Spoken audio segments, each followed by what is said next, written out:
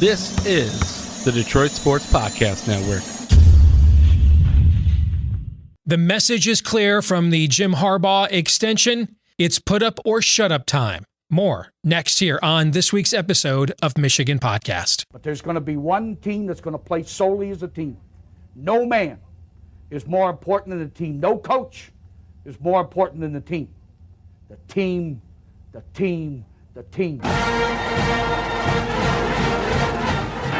Looks deep for Anthony Clark. Waits for it. Yep, caught. This is no time for that. In the pocket and a sack. Tim Jamison. Brady gets terrific. Throws it and a touchdown. Knight again. Schultz just before Brazil got him.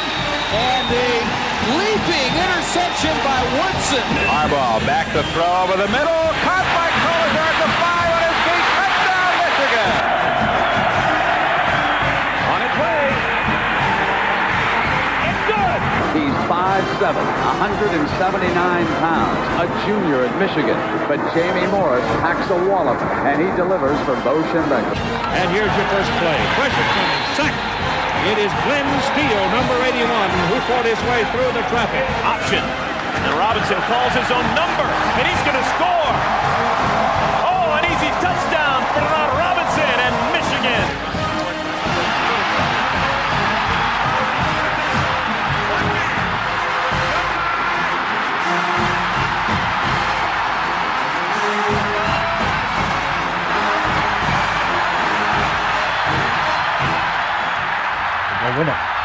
We're going to win the championship again because we're going to play as a team.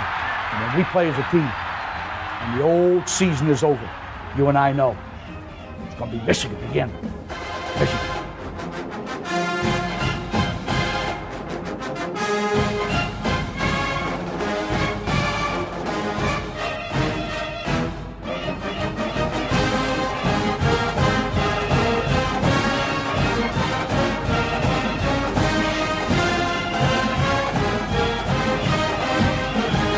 Greetings, Go Blue, and welcome to this week's episode of Michigan Podcast. I'm Steve Deace. Well, the extension that was always imminent finally has arrived. Jim Harbaugh has been given not really a contract extension by Michigan Athletic Director Ward Manuel as much as a brand new contract, a contract that began yesterday and is for the next 5 years. But the reality is this is pretty much a one-year deal. And this is, when you look at the particulars and you look at the specifics, the message is clear. It's put up or shut up time for Jim Harbaugh. This is a contract unlike anything that we have seen, I can recall ever, in major intercollegiate athletics. Essentially, Michigan codified into writing that it was publicly rebuking and humbling Jim Harbaugh for a lack of achievement, for a lack of significant championships, or really anything of significant on the gridiron whatsoever. Just a couple of nice 3-loss seasons that didn't really accomplish anything. And then other than that, what have the last 6 years been other than the crushing weight of unmet expectations? And Jim Harbaugh, I guess to his credit, or maybe a sign that there was nowhere else for him to go. I mean, you can spin this a couple of different ways. I mean, you can say, hey, the guy is doing this. He agreed to this humbling, to this VAT. He didn't get a slice, dude. I mean, his salary was cut by more than half. If he were to hit every single incentive in a given season by even winning the national championship, he wouldn't make in any season of this deal what he was making per year on his old deal. So there's two ways to look at it, I guess. You can say on one hand that Harbaugh has clearly been humbled because he had nowhere else to go, and Ward Manuel said, fine, we'll take you back one more time, but it's going to be at the cost of a reckoning. Another way to look at it is, hey, Harbaugh loves Michigan so much, he's betting on himself. He's essentially taking the Andre Dawson deal with the Cubs back in the day, and he's going all in on a prove-it year. And it'll be, just like when his 49ers lost to his brother's Ravens with a quarterback who didn't take a long-term contract, but instead gambled on himself, and it took all the way to the Super Bowl and then got paid. Harbaugh is going to do the exact same thing, and he's only doing it because it's his alma mater. I suppose both things could actually be true, meaning that if there was a place that he could have gone to in the NFL, which I believe his family prefers, if there's a place he could have gone to in the NFL, he would have, But since he didn't, he's decided that the bet on himself route was better than unemployment. Either way, this is the make or break year. We have often wondered, what would it take? When would Michigan move on? I think we now know, and it's in writing. An anemic buyout. Jim Harbaugh now has, get this, the 42nd highest ranked buyout in college football for next year. The head coach at North Texas, whose name I don't know, and frankly, none of you should, unless you're related to him or something. The head coach at North Texas, folks. You know, the team that once had Scott Bakula at quarterback, all right, and Sinbad at middle linebacker. North Texas's coach has a bigger buyout for 2021 right now than Jim Harbaugh does. So it's an anemic buyout, which, get this, goes down after this year and every year hereafter. Clearly, Michigan has set itself up that if Jim Harbaugh cannot deliver, what does deliver mean? It's not 8-4, 9-3, and I'm not sure the team that he has right now for next year could even do that, frankly, but it's not that. It's beat Ohio State. It's win a New Year's Six Bowl. One of those things. For the first time since your first year here, Jim, don't end a season with 2 losses, all right? I think it's one of those 2 things, or we're moving on. And it's clear that Jim Harbaugh has signed on for that. Now, did he do so because he had nowhere else to go? Like Richard Gere, an officer and a gentleman, I got nowhere else to go. Did he do it for that reason? Did he do it because it's the old alma mater, right? And he feels like he needs to right himself. And it's like that he was on that 84 team. He broke his arm, so he didn't play much, but that went 6-6. And then the next year came back with a vengeance, unranked in the preseason, toughest schedule in the country, ended number 2, shocked the world, one of Bo's best teams. And that's what 2021 is going to be. Whatever. I don't know. It's just clear that Michigan doesn't know what it has. Michigan wasn't quite ready to move on yet, maybe because of COVID, maybe because of fear of the unknown, maybe because they just wanted to know for sure that Jim Harbaugh wasn't going to work. So they offered him a deal. They said, hey, this time the M stands for Missouri. You got to show us. And Jim Harbaugh signed on. So here we are with the most unique contract we've ever seen in major intercollegiate athletics, and overwhelming odds that we're going to end this year the same way we began it.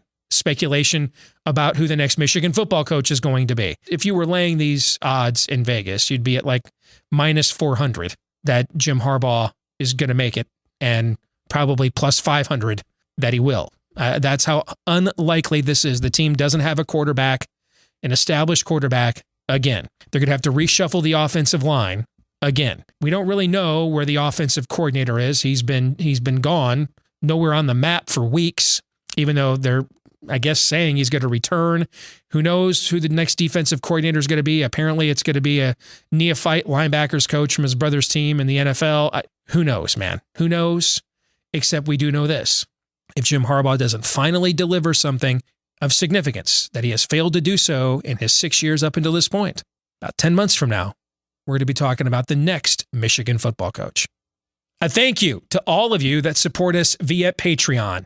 Patreon.com/Michigan Podcast. So many of you have asked for the last few years, hey, how can we support what you guys are doing? That's the best way, is to support us via Patreon. There's 3 different levels that you can do that, but if you just sign up for the exclusive club at $5 a month, you also get reaction podcasts throughout the year, as well as our handicapping predictions. And right now we're in the throes of college basketball season. So thank you to the hundreds of you that are supporting us right now on Patreon, and you're welcome to do the same at patreon.com/Michigan Podcast.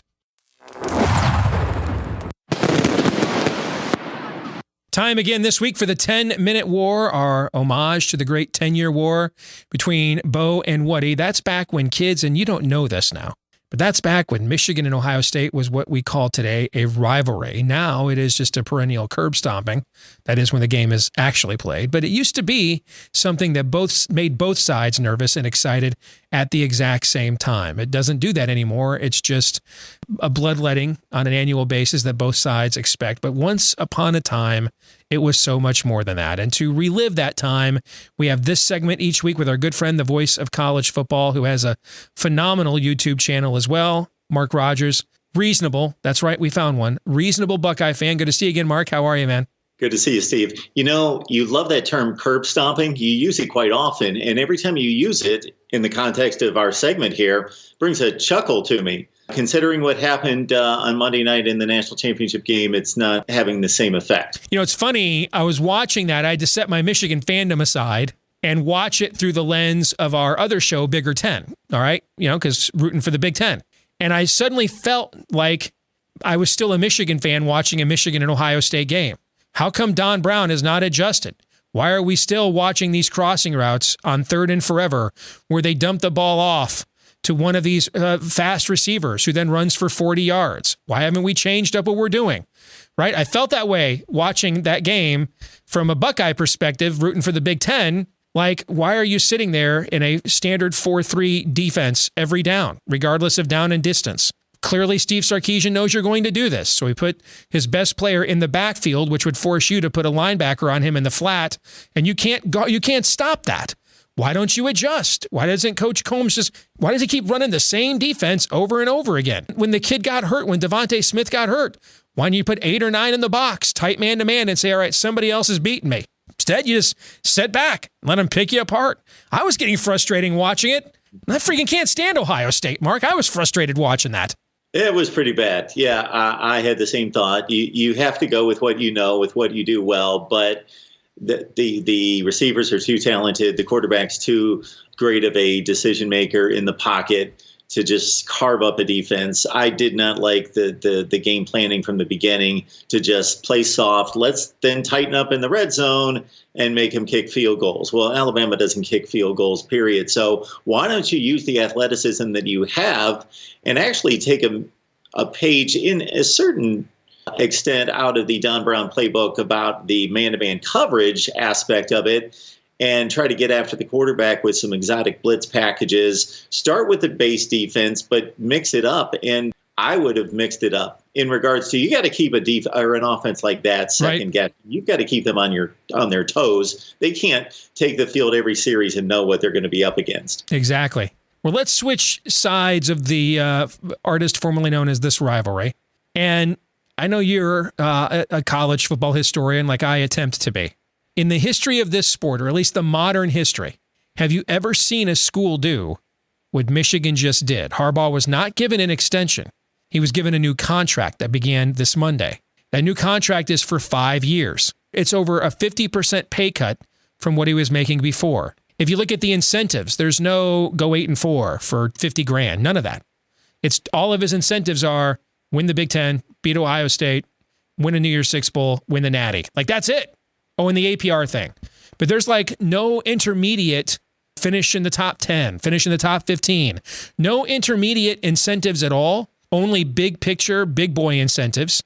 Even if he hits each one of those incentives and wins a national championship, he will not make in any season under this deal what he was making every season under the former deal. Then you look at the buyout. As I mentioned before you came on, Jim Harbaugh now has the 42nd highest buyout in college football. The coach at North Texas, who has Sinbad at middle linebacker and Scott Bakula at quarterback, he has a higher buyout than Jim Harbaugh does. This clearly, to me, was he couldn't land an NFL job, and Michigan said, fine, you can come back, but it's put up or shut up. This is the prove it year. We get out of here for nothing. We don't owe you anything. And the buyout actually goes down each year after this. All right. So essentially the whole contract is a year-to-year prove-it deal. If at any point you're not proving it, we're just moving on. And he signed it. So, and some will spin it, well, he just loves his alma mater that much, and he's betting on himself and he wants to make it right. And hey, I hope that's true. But have you ever seen a contract like this in modern college football history? No, there's not been a contract like this in modern college football history. I also, though, you use the term prove it. So Steve, you do this on a regular basis, give me my cue to trigger the next thought, which for me is not only Jim Harbaugh needs to prove it, you know what? Michigan and their standards need to be proved to me. So on paper, it looks as though they're telling him, we are serious about winning championships. That's the standard. That's the standard you need to meet. But I want to see that play out because Jim Harbaugh at half the price, if he's Jim Harbaugh 9-3, 9-3, 9-3, 9-3 in this decade's version of Earl Bruce, I want to see that that's not good enough for Michigan because that has yet to be proven. That's an interesting subplot. Now, see, I don't think they have a team that can go. First of all, we don't know what the schedule is next year. And if I had to predict, especially in our part of the country, I don't believe we're playing a traditional schedule next year. I don't believe we're going from whatever this year was and then right back to normal. I think there will be a 1-year transition to that. So I think you're not going to see like a full non-conference slate. I think it'll still be primarily conference and regionally schedules, particularly in our part of the country. I think we'll see more fans in the stands. I don't think we'll see full stands, but I think we will see fans in the stands, a significant amount. I just don't think it'll be like full capacity or anything like that. I think that this will be some kind of a transition season. And if they're not playing 3 MAC schools and then the Big Ten, they don't have an established quarterback again. They're reshuffling the offensive line again. The defensive coordinator that they're going to hire has never been a defensive coordinator before, never called a defense before. He's a nondescript NFL assistant that wasn't even being interviewed for NFL defensive coordinator jobs as we speak. So what you're thinking, I don't believe that's even on the table to me. Because to me, they're winning 5 or 6 games, or they're going 1985 Michigan. They're like shocking everybody in a season-long revenge tour. I think there's a 15% chance of that. And I think there's an 85% chance they're winning 5 or 6 or 7 games. And if they do that, then this conversation is moot. And I think the 9-3 argument that you're making sounds good until the season ends with 2 losses again. Meaning if 9-3 is 9-4. And it ends with another bad loss or any loss to Ohio State, and you go to the bowl game and lose again. Keep in mind, Mark, he's ended the season with multiple losses every year here, but his first season. That's the only time that has not happened. Oh, I know it. And so 9-3 sounds like, well, Michigan won't fire him if they're 9-3. That sounds great on January 12th. But if we're sitting here on December 31st or January 2nd next year, and it ends this way again, trust me, the fans are going to be like, enough is enough is enough. And Ward Manuel is without excuse because he has the cheapest Power 5 contract in the sport to get out of if he wants. So we don't know what the prorated version of a 12-game schedule is going to look like. So we'll stay with the 9-3 being a standard, or what Jim Harbaugh's basically delivered since he's been there. You believe that if Michigan goes 9-2 going into the Ohio State game, loses, and then loses a bowl game, that Ward Manuel did make the statement. He said, we believe that Jim Harbaugh is still the man to deliver championships here. And he didn't specify, but of course a championship has to be something. He's got to get to Indianapolis at least. If Ward Manuel is going to stay true to his word, you think that they will not, or they will let Jim Harbaugh go if he falls short of that? Yeah, I do. Like immediately. Yeah. 2021. I do. Yeah. Unless if they're both 1-point losses, if they're both excruciating losses. And this is going to be a young team again this fall, and a lot of these guys come back. See, here's why that matters. That gives them a narrative to sell. Ward Manuel does not want to fire Jim Harbaugh, okay? But he's out of narratives to sell. You know what I mean by that, right? Like, they're out of rationalizations to make, okay? Imagine, Brian Kelly did this in 2016 after they went 4-8, right? I mean, he completely cleaned house. Now, Jim's not going to do that. He's going to keep several assistant coaches. But Brian Kelly changed the recruiting coordinator, everything. He hit Control-Alt-Delete on his program. 2 years later, they were in the playoff. Now, the year in between, though, they went like 9-3 or something like that, okay, to restabilize themselves, right? Okay? But it was an attractive enough 9-3 that with the team they had coming back, you could justify it, right? It has to be like that. Michigan's out of narratives. We've replaced coordinators on both sides. Now we're going to do it multiple times. Okay, now, we got the 5-star transfer quarterback. Now this year we tried that with Shea, didn't work. Then we had the quarterbacks he recruited. Dylan McCaffrey couldn't beat out the other quarterback he recruited, who turned out to not be very good. All right, so we're back. Now we've got the 5-star freshman quarterback we haven't recruited yet in J.J. McCarthy. We're out of narratives. So they need a narrative to sell. The natives are restless. They want him gone. The donors are restless. They're selling a COVID excuse. That's this year's narrative. And the contract narrative is that this is put up or shut up. That's the narrative of that contract. So if it's a 9-3, but it competitive, not against Ohio State, it's a game down to the last possession. And then they lose a bowl game. And it's not what happened with South Carolina, where they're up 19-0 and then fold. Or the Peach Bowl against Florida, where they never showed up. All right. If these are excruciating losses to teams that matter, then they have a narrative. Hey, this is a young team. Let's not blow it up. And but it has to be that, Mark. And I just think the odds of that, your scenario, I think are the lowest odds of them all. That I think the odds are much higher that they kept your lightning in a bottle, put all this talent on the roster together, and Jim Harbaugh with his back against the wall, and his career is over as a head coach, Mark, if this fails this year. Couldn't get an NFL job this year. You're going to get one next year. If you completely crash out at your alma mater, no, you're not. So I think and I don't think they're high, but I think the odds are higher that Jim rediscovers the jackhammer he used to be and pulls a rabbit out of his hat, like when he beat USC as a 42-point underdog that one time. I think the odds are higher of that than they just do the same old that you're talking about. To me, I think the two more likely scenarios, and it's not even close, is they're just disgustingly mediocre, which I think is the overwhelmingly highest option, or it's 1985. We're bowling for soup here. They pulled a magical season out of their bunghole. If Michigan's playing a standard Big Ten schedule, Steve, I think this is an 8-4 football team from a talent perspective. All right, let's bump that to 9-3 because that's kind of the argument we're making right now. I just need to see a Michigan administration is that hardcore bent toward winning a championship, as stated by Ward Manuel in introducing the new contract that championships were the standard. You brought up Brian Kelly's situation in 2016 following 4-8. I think Michigan's going to go more that route, that they're actually going to give him 2 to 3 years to build a championship team. And I would actually like to see that from this standpoint. Sorry to interrupt, Mark, there. We had some technical difficulties when he was making his case for why he thinks they're going to give him 2 to 3 more years. I'm not surprised an Ohio State fan would like to see Harbaugh get 2 or 3 more years. I don't think his family wants to be here 2 or 3 more years. I don't think Jim wants to be 0-6, 0-7, 0-8 against Ohio State. I really believe it's put up or shut up time. And I think the contract clearly states that. But again, we shall see. A thank you to all of you that support us via Patreon. Patreon.com/Michigan Podcast.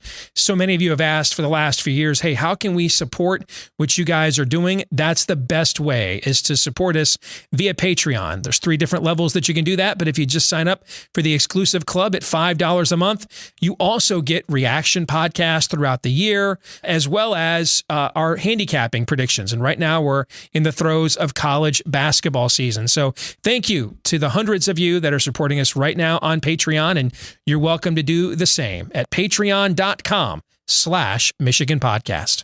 This week's Twitter poll result, we asked you, do you believe 2021 will be Jim Harbaugh's final season as Michigan football coach? 57.6% of you said yes. 42.4% of you said no. I think the odds are even higher. And hey, I would like to be wrong, man. You know what I want more than anything? I want more than anything, either Thanksgiving weekend of this year or after one of these New Year's 6 bowl games, I want my comment section loaded with comments like, you suck, Deace. You can't be a Michigan fan anymore. Well, you don't have any faith. You don't get to be a fan. You were down on the team. Don't jump on the bandwagon now. Like, if they start off the year good and you guys do that, I don't care. We've seen Michigan start off the year good plenty of times. It's how they finish that matters. But at the end of the year, if they finally achieve something of significance under Jim Harbaugh, I would love nothing more, man. I'll come in here with a bowl that says Crow and just ingest as much of it as I possibly could. I would love that. You think I'm looking forward to 12 weeks of excruciating torture? No. I'd love to have that. I don't care who the Michigan coach is. I don't care if it's Jim Harbaugh, Jack Harbaugh. I don't care. I don't care if it's Luke Fickell. I don't care if it's Captain Frickin' Kangaroo. I just want to win, man. I want to win. That's all I care about.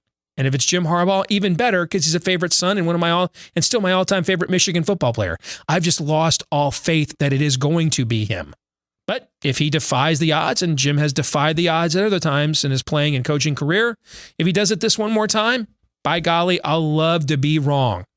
I just think the odds are really good, unfortunately, that I'm not going to be, and that Michigan has, in the end, de facto sacrificed the 2021 season. But we'll see. All right, this week's feedback of the week. Garbo with an analogy that just is painful. He says, this reminds me of Matt Patricia being given another year with the Lions to pull out all the stops with a hope it works vibe. And, we're only going to win 5 games. Yeah. Except in this case, we're going to lose at least 5 games. Yeah. That analogy is painful because I think it's the most likely outcome. I mean, think about it. How often is it when a coach has to go and you bring him back for another year? How often does he shock you? To how often is it like, why didn't we do this last year? Almost always. It is so rare that he shocks you. Almost always you're like, why in the Sam Hill didn't we do this last year? And I hope I'm wrong, man. I hope I'm wrong. I really want to be wrong. I'm just unfortunately confident that I'm not going to be, but that's why they play the games. We will be back at it again next week. Don't forget to follow us on Twitter at Michigan Podcast. Leave us a 5-star review, like, rate, subscribe, share, whichever platform that you access us through, whether it is YouTube, iTunes, Stitcher, Google Play, etc. Please keep those positive reviews coming and 5-star reviews as well. They help the show to grow. Keep telling all of your fellow Michigan fans about what we do here each and every week. And until next week, I'm Steve Deace. Go Blue.